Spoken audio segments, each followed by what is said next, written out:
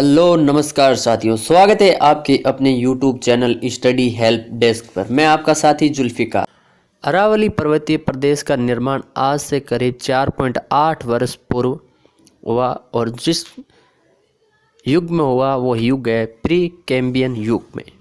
अरावली पर्वतमाला का गोंडवाना लैंड, अरावली पर्वतमाला का जो वर्तमान स्वरूप आपको देखने को मिलता है वो है वलित।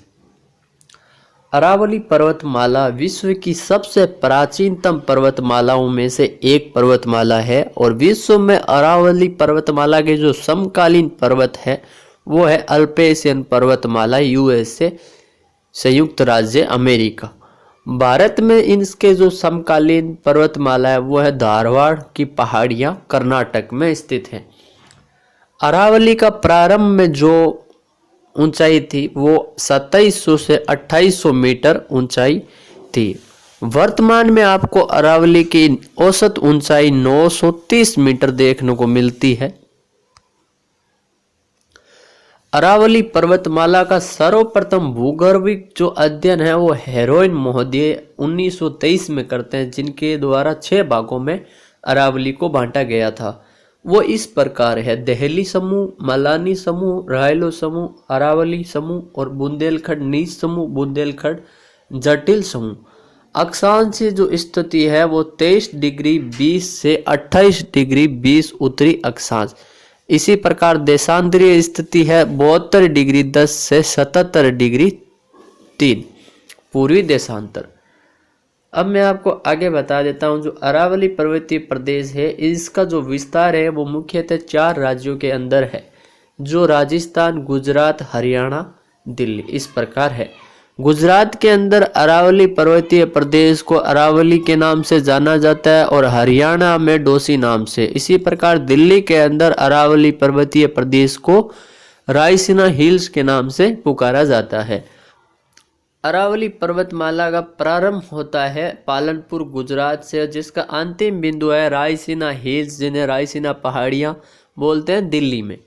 अरावली पर्वतमाला की कुल लंबाई 692 किलोमीटर है, जो राजस्थान के अंदर 550 किलोमीटर फैली हुई है। और राजस्थान में अरावली पर्वतमाला का जो प्रवेश द्वार है वो खेड़ ब्रह्म आबू रोड सिरोही से चालू होती है, जिसका अंतिम किनारा खेतड़ी झुंझुनू तक आपको देखने को मिलता है। अरावली का जो पूर्ण रूप से राजस्थान के 13 जिलों में विस्तृत है और जो मुख्य जो विस्तार है वो 7 जिलों में ही है: सिरोही, उदयपुर, राजसमंद, अजमेर, दौसा, जयपुर, अलवर। अरावली का जो सर्वाधिक विस्तार देखने को मिलता है वो उदयपुर जिले में देखने को मिलता है और उदयपुर को ही जिलों की नगरी कहा जाता है। अरावली का न्यूनतम जो विस्तार है अजमेर में देखने को मिलता है। अजमेर को हद्दे भी कहते हैं राजस्थान का मक्का मदीना, जिब्राल्टर आदि नामों से भी जाना जाता है। अरावली की जो सर्वाधिक ऊंचाई है वो सिरोही में देखने को मिलती है। सर्वाधिक ऊंचाई के बाद में बात करते हैं अरावली की न्यूनतम ऊंचाई जयपुर जिले में देखने को मिलती है। अरावली की सर्वाधिक कट्टी फट्टी जो पहाड़ियां हैं वो अजमेर जिले में स्थित है। क्षेत्रफल की जो राज्य का अरावली के घेरती है वो है 9.3%, जहां जनसंख्या निवास करती है 10%। मिट्टी आपको लेटराइट लाल मिट्टी देखने को मिलती है, जो विशेष मक्का फसल के लिए उपयुक्त मिट्टी है। अरावली पर्वतमाला को लंबाई व चौड़ाई का जो विस्तार है वो उत्तर पूर्व से लेकर दक्षिण पश्चिम की ओर बढ़ती हुई आपको दिखाई देगी।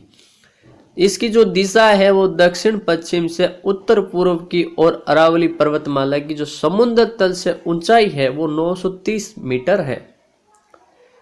अरावली आवर्त श्रेणी का हिस्सा माना जाता है। अरब सागर को अरावली का पिता कहा जाता है। अरावली पर्वतमाला को स्थानीय भाषा में आड़ावाला कहा जाता है। अरावली भारत की महान जल विभाजक रेखा कहलाती है। राजस्थान की विभाजक रेखा अरावली पर्वतमाला कैसे?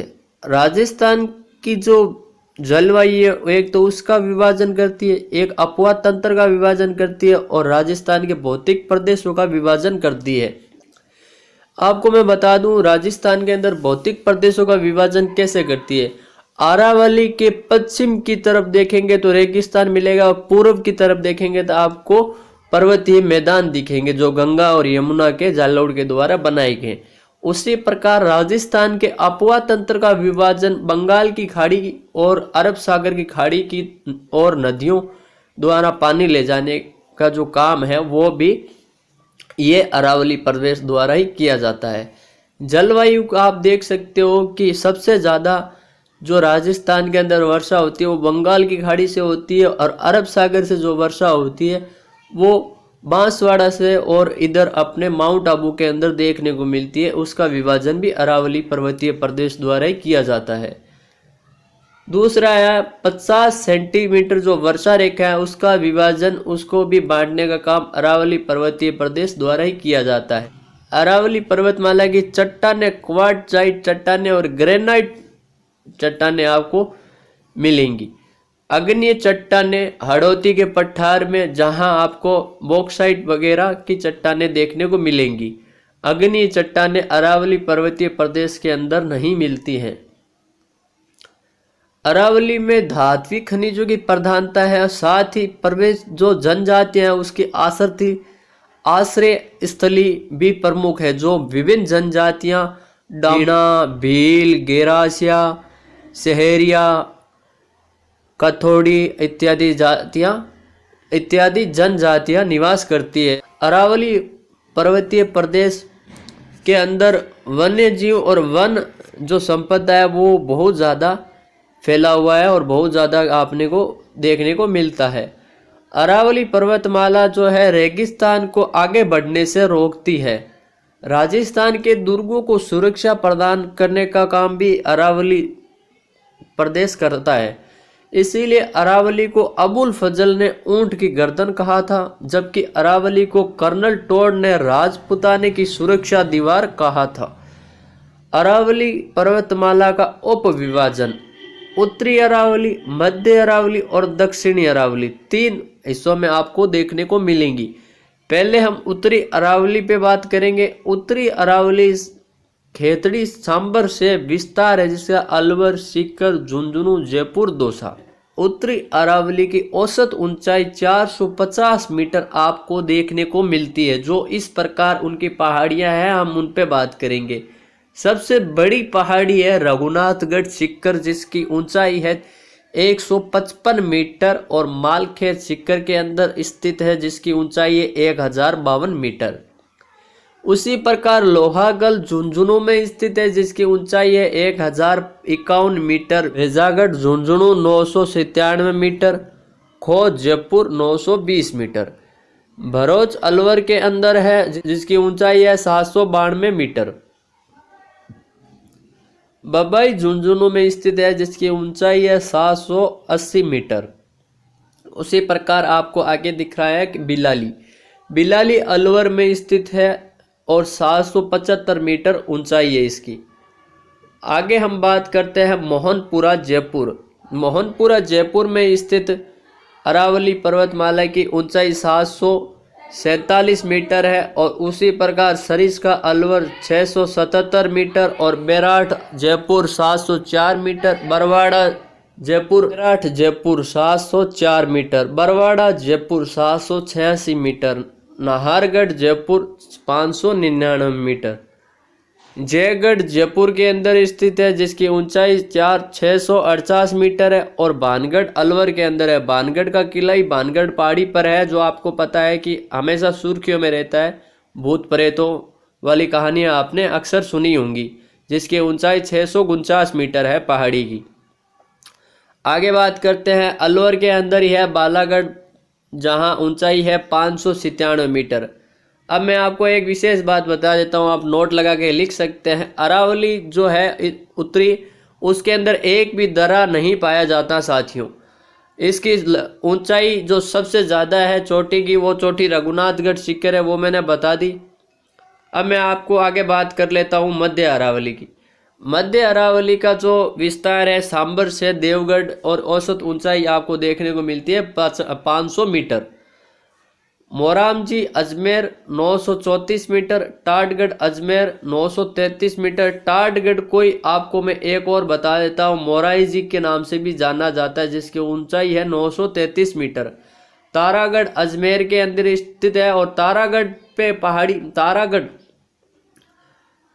चोटी पर ही तारागढ़ दुर्ग स्थित है, जिसे आपको पता है तारागढ़ दुर्ग के नाम से जाना जाता है। पृथ्वीराज, जिसे उड़ना राजकुमार कहा जाता है, उनकी पत्नी तारा के नाम पर उन्होंने इस दुर्ग का नाम तारागढ़ रखा। अजमेर में स्थित है। 870 और कई जगह आपको 873 मीटर ऊंचाई देखने को मिलती है। नाग पहाड़ अजमेर के अंदर स्थित है, जो नाग को अजमेर के चारों तरफ फैले हुए हैं, जिसकी ऊंचाई है 795 मीटर। अब हम आगे बात कर लेते हैं। मध्य अरावली का सर्वाधिक जो विस्तार आपको देखने को मिलता है वो अजमेर ज़िले में, और अरावली की जो सबसे कम ऊंचाई वाली श्रेणी अब मध्य अरावली को कहते हैं। अजमेर ज़िले में अरावली और मेरवाड़ की पहाड़ियाँ कहलाती हैं। अरावली को अजमेर में जो स्थानीय नाम दिया गया, मेरवाड़ की पहाड़ियों के नाम से ही जाना जाता है। यहाँ पर भी कुकरा घाटी और घुंगरा घाटी स्थित है, वो अजमेर ज़िले में और मध्य अरावली में आती है। मध्य अरावली की जो सर्वोच्च चोटी है, मध्य अरावली की जो सर्वोच्च चोटी है वो आप थोड़ा इसके अंदर थोड़ा एडिट कर लेना। जो ऊपर मोराम जी है, मोराम जी मध्य अरावली की सबसे बड़ी चोटी है, ना कि मोराई जी टाटगढ़ 934 मीटर आपको दिखाई दे रहा है वह है। आज की क्लास यहीं तक साथियों। पिछली क्लास आपने नहीं देखी है तो देखें, मैं लिंक डिस्क्रिप्शन में दे दूंगा। और क्लास को ज़्यादा से ज़्यादा शेयर करें, लाइक करें, कमेंट करें। कोई कमी रही है तो आप कमेंट में ज़रूर बताएं, उस पर अगली क्लास में हम ज़रूर उसका समाधान लेके आएंगे। धन्यवाद साथियों।